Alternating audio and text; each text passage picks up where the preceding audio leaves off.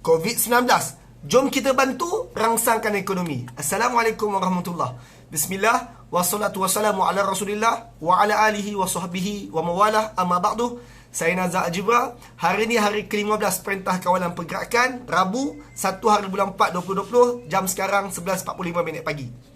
Tuan-tuan, hari ini dah masuk bulan April, 1 April. Mood ramai orang sekarang adalah untuk buka website laman lembaga hasil, lalu semak bantuan sara hidup dan juga mohon bantuan Prihatin Nasional kerana menghadapi COVID-19 ini. Alhamdulillah, semoga-moga semuanya dimudahkan. Cuma saya nak sebut bahawa bantuan sara hidup dan juga bantuan Prihatin Nasional yang dibentangkan baru-baru ni adalah hasil daripada pakej rangsangan ekonomi. Soalan dia, bagaimana kita yang akan terima peruntukan ini boleh membantu untuk merangsang ekonomi. Maka saya suka untuk ingatkan dengan apa yang telah pun saya kongsikan sebelum ni. Kita recall balik apa yang Allah firmankan dalam surah At-Taubah ayat 71. Allah berkata, wal mu'minuna wal mu'minat, orang beriman lelaki dan orang beriman perempuan, ba'duhum awliya'u ba'din, mereka adalah wali, pelindung kepada satu sama lain. Ingat, kita orang beriman, kita rakyat Malaysia adalah pelindung kepada satu sama lain. Ya'muruna bil ma'ruf wa yanhauna 'anil munkar. Kita akan memerintahkan, menyuruh untuk buat benda ma'ruf, benda yang patut, dan kita cegah benda yang tak patut. Maka hari ini tuan-tuan, kita nak bincang tentang apakah benda patut yang kita rakyat Malaysia patut buat setelah kita menerima bantuan sara hidup dan bantuan Prihatin Rakyat yang hari ini ramai orang sedang bersemangat untuk mohon tersebut. Kita akan tadabbur apa yang Allah firmankan dalam surah Al-Baqarah dan juga beberapa petikan dalam surah lain.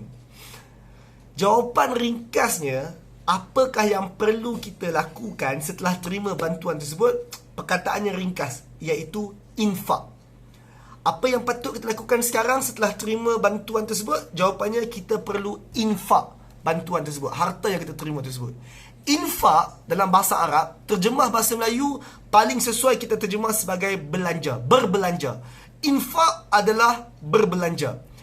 Cuma kalau kita nak pergi secara ilmiah sedikit, perkataan infak, istilah infak dalam Al-Quran bermaksud menggunakan harta yang kita ada untuk orang lain. Serahkan harta kita untuk orang lain. Itu adalah infak. Infak adalah berbelanja untuk maslahah orang lain. Itu adalah infak. Ambil duit kita bagi ke orang lain. Bila sebut infak, infak satu istilah yang besar. Kadang-kadang orang menggunakan perkataan infak untuk zakat, untuk sedekah, untuk nafkah, untuk hadiah, bahkan cukai yang dibayar kepada kerajaan juga satu bentuk infak. Jadi, infak satu perkataan yang umum untuk guna harta kita maslahah orang lain. Zakat pun infak, sedekah pun infak, memberi nafkah pun infak, memberi hadiah pun infak, bahkan membayar cukai pun infak. Cuma saya nak sebut bagaimana kita merangsang ekonomi. Jawapannya dengan cara kita infak harta tersebut, berbelanja menggunakan harta tersebut. Dalam surah Al-Baqarah sahaja, Allah Ta'ala mengulang satu perkataan, satu ayat yang sama 2 kali. Para sahabat bertanya satu soalan kepada Nabi, lalu Allah recall, Allah menyebut balik soalan tersebut, lalu Allah menjawab dalam Quran. Para sahabat pernah bertanya Nabi, Madza yunfiqun? Madza yunfiqun? Apa yang harus mereka belanjakan? Dalam Al-Quran 215, Allah berkata, Yas'alunaka madza yunfiqun? Mereka tanya engkau Muhammad, apa yang wajar mereka infakkan, mereka belanjakan? Qul, jawab, ma anfaqtu min khair. Belanjalah apa sahaja yang baik-baik yang kamu ada. Bagi kat siapa? Fawil walidain wal aqrabin wal yatama wal masakin wa ibnu sabil. Bagilah kat siapa-siapa pun. Belanjalah, sama ada bagi kat mak ayah ke, orang terdekat ke, orang yatim ke, orang miskin ke, musafir ke, tak kisah, bagilah kat siapa pun. Tapi yang pentingnya adalah soalan tersebut, para sahabat bertanya, nak infak apa? Allah sebut infak apa saja yang baik-baik, bagilah kat siapa pun keliling kamu. Kemudian soalan yang sama diulang lagi dalam surah yang sama, ayat 219. Tadi 215, 15, 16, 17, 18, 19. 4 ayat kemudian soalan yang sama keluar lagi. Yas'alunaka madza yunfiqun? Mereka tanya kau apa nak infak? Kali ni Allah jawab dengan lebih tegas. Allah kata afwa. Yang lebih-lebih, yang berlebihan. Dia seolah-olah Allah berkata, Apabila ada musim yang kamu ada kelebihan, maka infak perhabis, jangan simpan langsung. Bilakah keadaannya kita perlu infak harta kita habis, jangan simpan langsung? Kalau tuan-tuan tanya saya, antara waktu yang kita perlu infak harta kita secara habis tanpa kita simpan langsung adalah pada waktu seperti ini. Pada waktu orang lain sangat memerlukan harta kita. Dalam keadaan COVID-19 ni, orang ramai, masyarakat memerlukan kita untuk berbelanja harta kita tersebut. Maka tuan-tuan, saya nak pesan di sini, Allah kata, apa kamu nak infak? Afwa. Infak semua lebihan harta kamu. Afwa. Yang lebih-lebih harta kamu tu, infak. Tuan-tuan, kita akan dapat, sebahagian tuan-tuan akan dapat 1,006 daripada bantuan perhatian rakyat, sebahagian tuan-tuan dapat 1,000, dan saya sangat yakin itu hanya bantuan. Tuan-tuan ada sumber daripada sumber yang lain. Sebahagian tuan-tuan ada sumber yang lain. Bukan semua yang mendengar video saya ni terputus terus bekalan hidup kita. Maka tuan-tuan, saya suka untuk bawa tuan-tuan tadabbur ayat Al-Baqarah juga. Kali ni kita semak ayat 261. Ayat 261 adalah ayat yang sangat terkenal, dan moga-moga kita dapat iktibar daripada ayat ni. Allah berfirman, Masalul lazi yunfiquna amwalahum fi sabilillah. Misalan orang-orang yang infak, yang berbelanja harta dia di jalan Allah. Saya sangat yakin tuan-tuan yang berbelanja di saat musim ekonomi kita sedang jatuh sekarang, sebenarnya kita sedang berbelanja bukan untuk diri kita sahaja. Kita sedang berbelanja untuk menyelamatkan negara kita daripada kemelesetan, daripada ekonomi kita stuck. Sebenarnya kita sedang berbelanja fi sabilillah. Kita sedang buat ini kerana Allah Ta'ala. Maka Allah kata, Masalul lazi yunfiquna amwalahum fi sabilillah. Orang-orang yang berbelanja harta dia, infak harta dia di jalan Allah. Sama seperti masali habbatin anbatat sab'a sanabil. Sama macam orang yang tanam biji benih. Siapa-siapa yang infak harta dia ni, sama macam orang tanam biji benih. Yang mana biji benih tersebut menerbitkan anbatat sab'a sanabil. Yang mana biji benih, sebiji yang kita tanam tersebut ibarat menumbuhkan 7 tangkai. Fi kulli sumbulatin mi'ata habbah. Yang mana setiap tangkai itu pula ada 100 biji benih baru. Kita tanam 1 biji benih, ada 7 tangkai, setiap tangkai ada 100. Saya tahu sukar untuk kita rakyat Malaysia membayangkan tanam biji benih, sebab kita bukan orang yang bercocok tanam. So saya bagi adalah ayat yang mudah. Dia seolah-olah tuan-tuan belanja RM1, Allah kata RM1 yang tuan-tuan belanja tersebut, Allah mengembangkannya dengan 7 tangkai yang setiap tangkai ada RM100 pula. Bererti belanja RM1, tuan-tuan dapat pulangan sebanyak RM700. Saya ulang, saya baca balik ayat dia.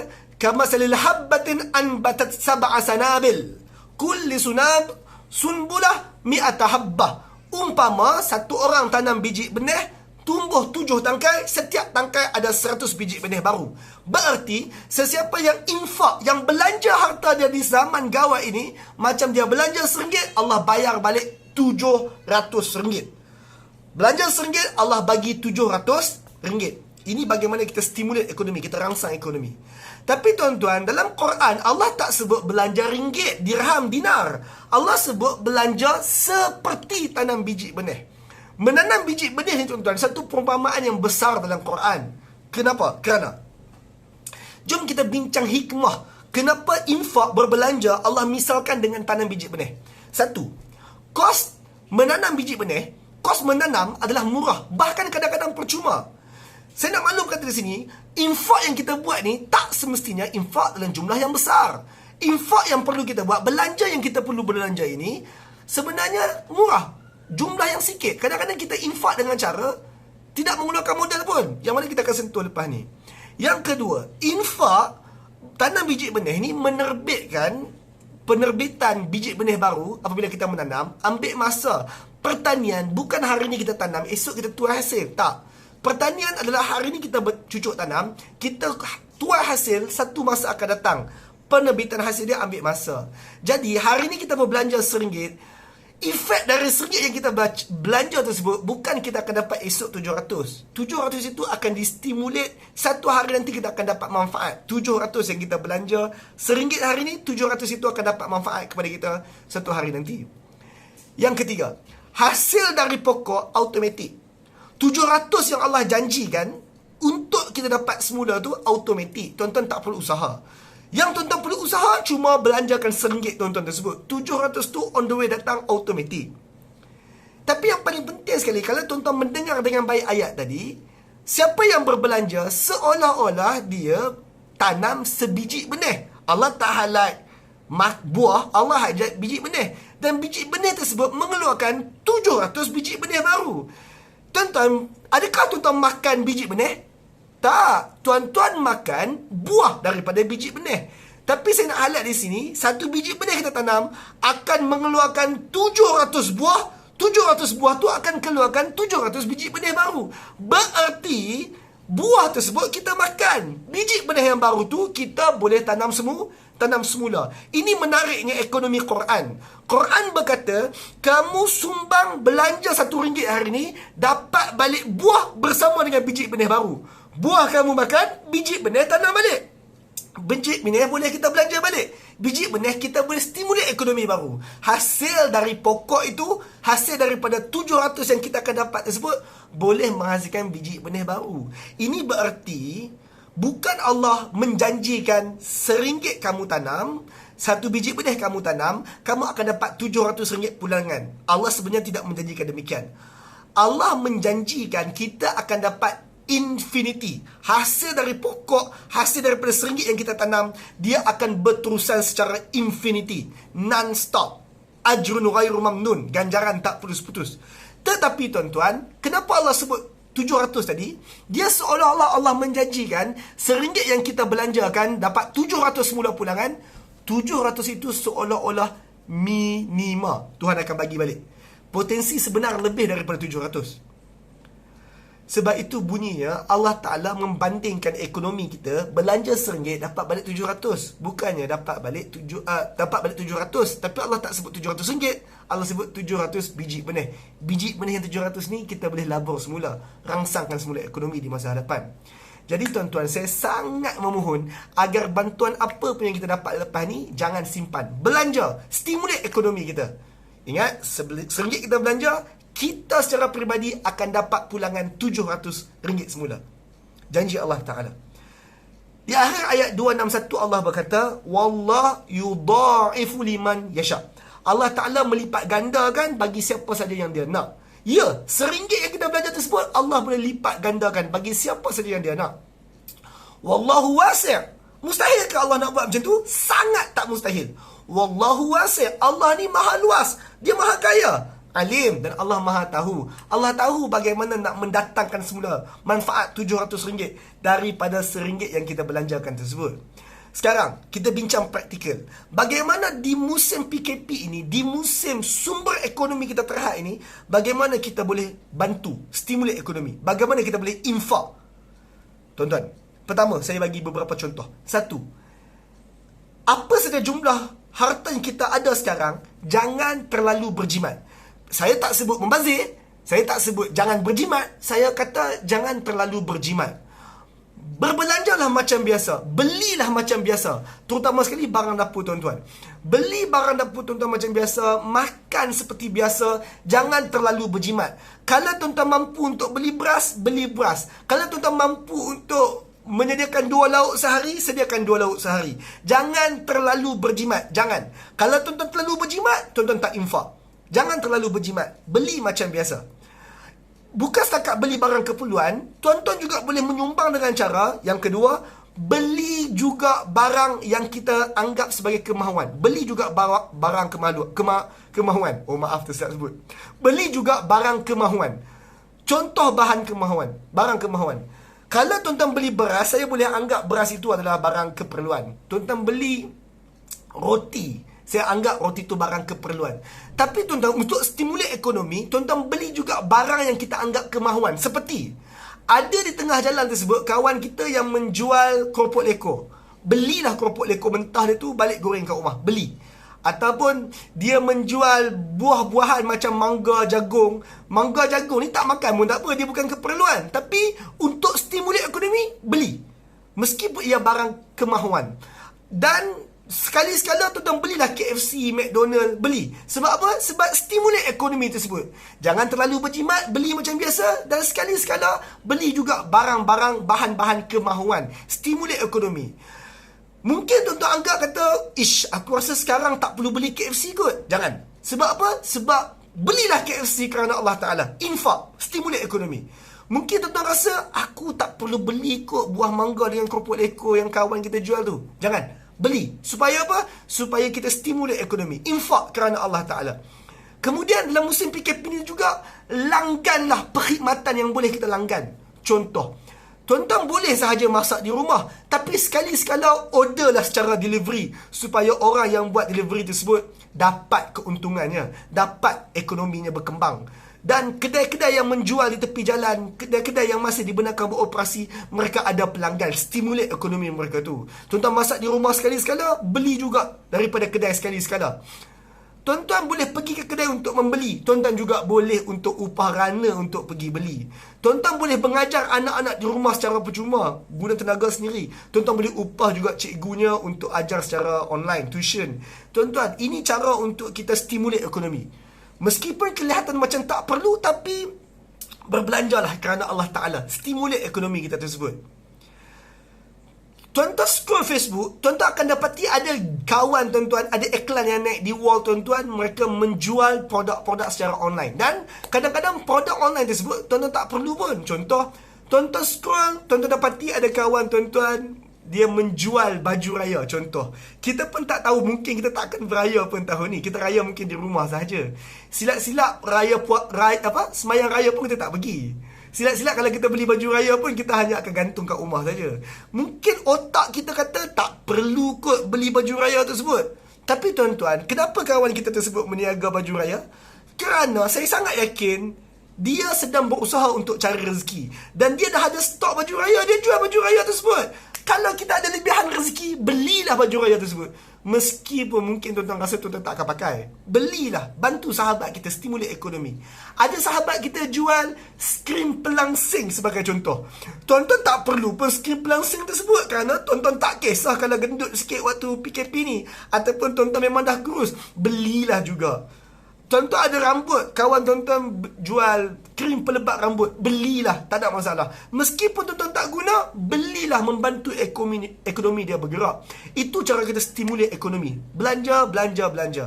Belanja dan belilah sahabat kita tersebut, daripada sahabat kita tersebut, lillahi ta'ala, kerana Allah Ta'ala, fi sabilillah. Kemudian tuan-tuan, bila tuan-tuan berbelanja sehari dua ini, kalau dulu tuan-tuan jenis orang yang pergi ke Tesco, ke Giant, ke pasar raya besar, tak salah kalau tuan-tuan masih lagi pergi dan menjadi pelanggan mereka. Mereka juga perlukan pelanggan. Tapi tuan-tuan, stimulatelah ekonomi dengan cara beli dari beberapa pihak. Maksudnya, jangan semata-mata beli daripada Giant, Tesco, belilah juga daripada kedai Pak Mat tepi jalan, kedai Cik Kiah yang ada kat hujung jalan, beli juga daripada mereka. Mereka tu SME, syarikat kecil dan sederhana, beli daripada mereka. Dan kalau tuan-tuan nak membeli daripada kedai tepi jalan, jangan beli dari satu kedai, belilah daripada 2-3 kedai yang berbeza. Stimulate ekonomi. Beli beras daripada kedai Pak Abu, beli gas daripada kedai asing, beli sayur daripada kedai Maniam. Ini cara untuk kita stimulate ekonomi kita supaya ekonomi berkembang. Belanjalah lillahi ta'ala, fi sabilillah, untuk Allah, untuk berjuang jalan Allah. Kita semua adalah frontliner untuk bidang ini. Dan tuan-tuan, bila saya sebut berbelanja, saya tak bermaksud tuan-tuan boleh membazir. Benda-benda yang kelihatan mewah, kemahuan-kemahuan yang kelihatan mewah, boleh stop sekejap kot. Tadi saya sebut beli KFC, tapi saya tak maksudkan beli KFC setiap hari. Boleh tuan-tuan beli pizza, tapi janganlah beli pizza pantang 3 hari beli pizza. Sabarlah. Tuan-tuan stimulate ekonomi supaya ekonomi berkembang, ekonomi bergerak. Nazar, kalau aku stimulate ekonomi dengan cara aku berbelanja seperti yang kau sebut tadi, apa kesannya? Tuan-tuan, ini kesan jangka masa pendeknya. Kesan jangka masa pendeknya adalah kebanyakan kawan-kawan yang saya sebut tadi, kebanyakan sumber ekonomi yang saya sebut tadi, tempat kita akan berbelanja nanti, kebanyakan mereka bukan syarikat besar. Kebanyakan mereka adalah SME, syarikat yang kecil, IKS. Mereka adalah industri kecil dan sederhana. Mereka SME, Small and Medium Entrepreneur. Justru itu tuan-tuan, kesan jangka pendeknya adalah SME ada pelanggan, kawan-kawan kita ada pelanggan. Itu kesan jangka pendek. Bila mereka ada pelanggan, maka pekerja-pekerja mereka ada gaji. Ya, kerajaan offer bantuan upah gaji kot, saya tak ingat. Subsidi upah sebanyak RM600. Tapi pekerja mereka bukan bergaji RM600. Pekerja mereka bergaji mungkin RM1,000. Jadi RM600 kerajaan dah subsidi. Mana mereka majikan nak dapat lebihan gaji, lebihan untung untuk bayar gaji? Jawapannya dari kita yang membelanja ni. Maka tuan-tuan, berbelanjalah agar SME boleh bayar gaji pekerja mereka. Dan yang penting sekali tuan-tuan, SME ni adalah kawan-kawan kita yang duduk depan belakang rumah kita. Kalau kita tak membeli sekarang, silap-silap bila PKP tamat nanti, syarikat itu akan tutup. Kedai runcit itu akan tutup. Pusat tuition itu akan tutup. Tadika itu akan tutup. Kalau kita tidak berbelanja, kalau kita tak bayar yuran. Justru itu suatu suatu PKP ni, bantulah SME tersebut dengan menjadi pelanggan mereka. Maka SME tidak akan bungkus selepas PKP ni tamat nanti. Bantu mereka fisabilillah. Kesannya adalah ekonomi akan bergerak dan ekonomi akan berkembang. Ekonomi kita tak statik, ekonomi kita tak turun. Sudahlah zaman meleset ekonomi, jangan pula kita menyebabkan ekonomi makin turun. Berbelanja. Nanti PKP ini akan tamat. Dan saya masih ingat, kalau tuan mendengar dengan baik, kerajaan mengumumkan stimulus ini, projek rangsangan itu, pakej rangsangan ini.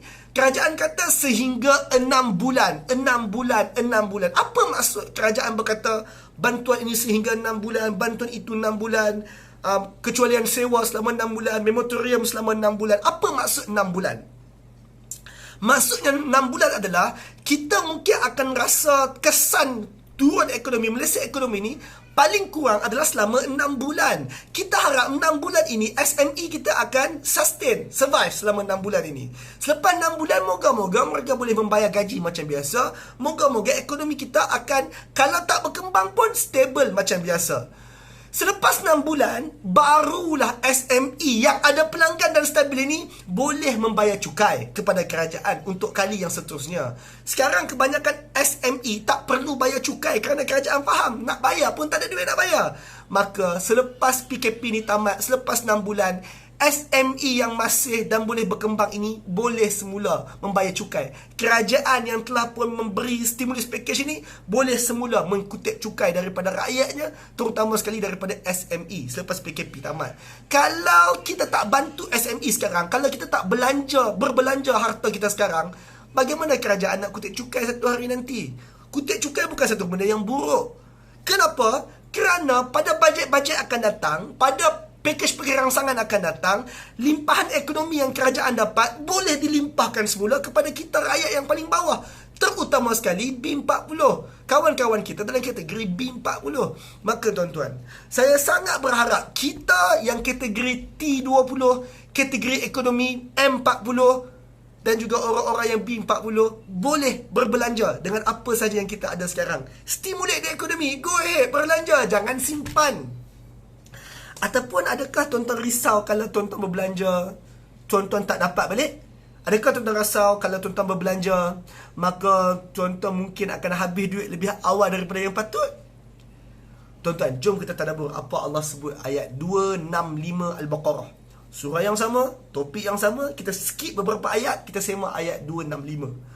265 Allah berkata, Masalul lazina yunfiquna amwalahum ibtira' mardatillah.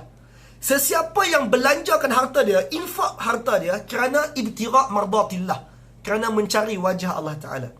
Tuan-tuan, misalan orang yang stimulate ekonomi, dia belanja harta dia kerana nak mencari redha Allah. Ingat tuan-tuan, kita stimulate ekonomi ini fisabilillah, buat kerana Allah Ta'ala. Bila kita stimulate ekonomi ini buat kerana Allah Ta'ala, Allah sebut apa kepada orang yang macam ni? Wa tasbitan min anfusihim, dan juga orang yang belanja untuk teguhkan jiwa mereka. Okey, perkataan wa tasbitan min anfusihim ni tafsirannya besar. Cuma dalam konteks kita hari ni, berbelanja untuk meneguhkan hati mereka, berbelanja supaya mereka yakin masa depan mereka ekonomi berkembang. Kes-kes macam tu. Okey, kita semak balik. Misalan orang yang belanja harta dia kerana wajah Allah, mencari wajah Allah, dan juga kerana nak teguhkan diri dia sendiri. Apa Allah sebut kepada orang macam ni? Kamasalin jannatin birabwatin. Mereka ni adalah seperti sebuah kebun di tanah tinggi. Orang ni ada kebun di tanah tinggi. Tuan-tuan ingat tak tadi Allah sebut tanam satu biji benih, tanam RM1, Allah balas balik 700. Tapi sekarang tuan-tuan, Allah kata orang yang tanam RM1 tersebut, tanam satu biji benih tersebut, tapi dia buat betul-betul kerana Allah fisabilillah, dan buat kerana meneguhkan diri dia. Orang ni macam ada kebun di tanah tinggi. Bila saya sebut ada kebun di tanah tinggi, kebun di tanah tinggi ni tanam satu biji benih ke? Tak. Orang ini Allah beri perumpamaan seolah-olah dia bukan tanam RM1, bahkan RM1 dia dah berkembang jadi kebun. Dan kebun dia bukan dekat Petaling Jaya, kebun dia di tanah tinggi, macam di Cameron Highland, macam di Genting Highland. Tempat-tempat tanah tinggi ni tuan-tuan, kalau kita bercucuk tanam, hasilnya luar biasa hebat. Allah berkata, asabaha wabil fa'atat ukulaha di'fain. Lalu oleh sebab orang ni berbelanja betul-betul kerana Allah, berbelanja kerana untuk teguhkan diri dia sendiri, seolah-olah dia ada kebun dekat tanah tinggi, asabaha wabil. Kebun dia di tanah tinggi itu dilimpahi hujan lebat, fa'atat ukulaha di'fain. Hasilnya 2 kali ganda. Tu ingat tak, tanam RM1 dapat 700. Sekarang Allah kata RM1 itu bukan setakat RM1, sekarang jadi kebun. Dan kebun dia bukan setakat keluarkan 700. Allah kata hasil 2 kali ganda. Kenapa? Kerana kita yakin, orang ini yakin bahawa RM1 dia boleh menghasilkan 700 balik stimuli ekonomi. Allah jamin kepada orang macam ni, macam ada kebun di tanah tinggi, hasilnya berganda. Dan tuan-tuan, Allah sambung di dalam ayat yang sama, wa illam yusibha, hasil dia tu kalau bukan 2 kali ganda pun, kalau hujan lebat tak turun pun untuk di tanah tinggi tersebut, wabil fatal, at least tetap disiram embun, tetap juga ada hasil kalau bukan 2 kali ganda pun. Saya nak maklum kata di sini, yakinlah RM1 yang kita belanjakan Allah ganti balik stimulisinya, stimuli ekonominya RM700. Itu sahajakah? Tak. Allah kata berganda-ganda, bukan setakat 700, berganda-ganda. Poin dia di sini adalah tuan-tuan stimulitlah ekonomi dengan terus berbelanja. Yakinlah bahawa limpahan ekonomi setelah kita berbelanja akan sampai dekat kita balik. Wallah bima ta'maluna basir. Allah melihat apa yang kita buat. Tuan-tuan, sebab tu saya sebut tadi, Allah misalkan infak ini macam tanam biji benih. Sebab tanam biji benih antara lain hasilnya berterusan. Hasilnya berterusan. Maka saya suruh tuan-tuan, terutama sekali dalam kategori ekonomi T20 dan juga M40, ayuh kita berbelanja, stimuli ekonomi kita. Jangan kita ambil harta tersebut, simpan, simpan dan simpan. Menyimpan harta tidak menyelamatkan masa depan kita. Kita berbelanja, stimuli ekonomi kita. Maka tuan-tuan, saya nak akhiri dengan apa yang Allah sebut dalam surah Al-Ankabut. Saya pernah membaca ayat ini, saya sebut sekali lagi. Ayat 62 Allah berkata, Allah yabsutu rizqa lima yasha' min ibadihi wa yaqdir. Allah yang melapangkan harta, melapangkan rezeki bagi hamba dia yang dia nak, dan Allah juga yang menghadkan rezeki bagi hamba dia yang dia nak. Maka tuan-tuan, kalaulah tuan-tuan B40 tak boleh nak berbelanja macam saya sebut tadi, tak apa, sabarlah, Allah akan lapangkan rezeki kita. Kalau tuan-tuan M40 tak boleh berbelanja seperti yang saya sebut tadi, maka tuan-tuan berbelanjalah juga sekadar dan semampunya. Sebab apa? Sebab Allah luaskan rezeki siapa dia nak, dan Allah sempitkan rezeki siapa dia nak. Dan kalau tuan-tuan T20, takkan tak boleh, belanjalah. Tuan-tuan T40 kan. Dan kalau tuan-tuan T20 tapi kedekut, simpanlah harta tersebut. Tuan-tuan M40, simpan harta tersebut. Ingat, Allah luaskan rezeki siapa dia nak, Allah sempitkan rezeki siapa dia nak. Jangan sampai tuan-tuan yang sekarang M40 menyimpan harta, tuan-tuan yang T20 menyimpan harta tak mau belanja. Jangan sampai Allah sempitkan rezeki tuan-tuan. Allah berhak. Di saat Allah memberi rezeki kepada tuan-tuan, tuan-tuan tak belanja, buat apa Allah bagi lagi rezeki di masa hadapan? Belanjalah rezeki yang ada sekarang. Bantu stimuli ekonomi. Moga-moga Allah akan lapangkan lagi rezeki kita yang M40 ni dan T20 tersebut. Dan semoga-moga kawan-kawan kita yang B40 dapat limpahan. Next time mereka pula akan memberi dan berbelanja lebih daripada yang sepatutnya, lebih daripada yang selalu mereka buat. Maka tuan-tuan, ayuh berbelanja, ayuh stimuli ekonomi.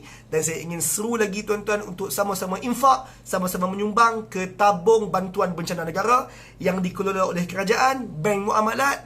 Nombor akaunnya ada dekat description video saya ni. Maka tuan-tuan, jom kita stimulate ekonomi. Wallahu alam. Assalamualaikum warahmatullahi wabarakatuh. Jumpa lagi di perkongsian akan datang.